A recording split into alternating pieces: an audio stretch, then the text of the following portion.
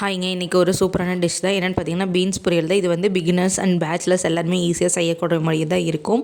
First என்னென்னு பார்த்தீங்கன்னா, கடாயை காய வச்சுட்டு அதில் ஒரு 3 ஸ்பூன் எண்ணெய் விட்டுட்டு கடுகு, உளுத்தப்பருப்பு, பருப்பு கொஞ்சம் போட்டுட்டு அது பொன்னிறமாக ஆனதுக்கப்புறம் அது கூட வந்து கருவேப்பிலை, மிளகா போட்டுக்கிற காரத்துக்கு ஏற்ப. அதுக்கடுத்து பெரிய வெங்காயம் ஒன்று கட் பண்ணி ஆட் பண்ணிக்கோங்க. சின்ன வெங்காயமும் போட்டுக்கலாம். இதை போட்டு கொஞ்சம் நல்லா வறுத்து வந்ததுக்கப்புறம் நம்ம கட் பண்ணி வச்சுருந்த பீன்ஸை வந்து சேர்த்துக்கலாம்.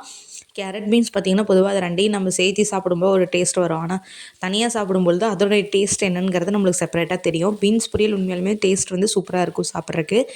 நீங்கள் வந்து செஞ்சு ட்ரை பண்ணி பாருங்கள். கொஞ்சம் நேரம் வதங்கினதுக்கப்புறம் அதில் வேகிறதுக்கு தேவையான அளவு தண்ணி ஊற்றிட்டு தேவையான அளவு உப்பும் வந்து சேர்த்து நம்ம கொஞ்சம் நேரம் வேக வச்சுக்கலாங்க. வேக வச்சதுக்கப்புறம் பார்த்திங்கன்னா துருவி வச்ச தேங்காய் போட்டுக்கலாம்.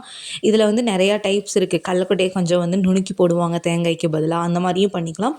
இந்த மாதிரி தேங்காயுமே நம்ம வந்து ஆட் பண்ணிக்கலாம். அவ்வளோதாங்க, பீன்ஸ் பொரியல் ரெடி. நான் மதியம் லஞ்சுக்கு தம்பிக்கு அதான் டிஃபன் பாக்ஸ் பேக் பண்ணியிருந்தேன்.